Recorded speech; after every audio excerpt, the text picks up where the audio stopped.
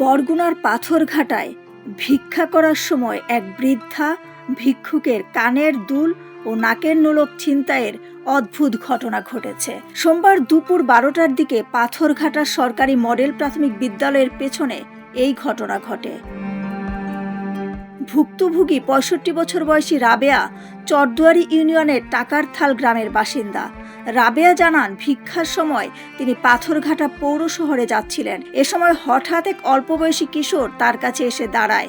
মুহূর্তের মধ্যে ওই কিশোর তার বাম কানের নোলক ও নাকফুল খুলে নেয়। এরপর ডান কানের নোলক ছিঁড়ে নিয়ে দ্রুত ঘটনাস্থল থেকে পালিয়ে যায়। হঠাৎ ঘটে যাওয়া এই ঘটনায় আতঙ্কিত হয়ে পড়েন বৃদ্ধা রাবেয়া।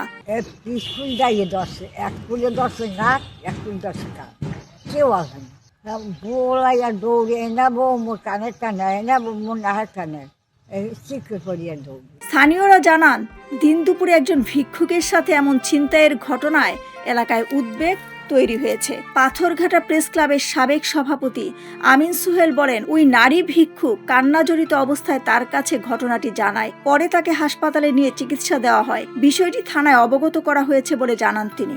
উনি হলে কুরবানি আইলে আমি মাসের ওনার খাবার আমি দেই, খাই আবাসন ওনার লাই কিছু উনি সহযোগিতা করেন। হ্যাঁ, সহযোগিতা করি।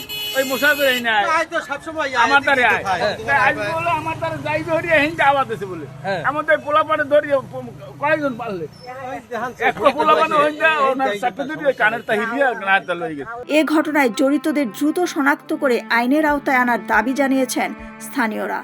দিলরুবা খান, ন্যাশনাল ডেস্ক, সোনালী নিউজ।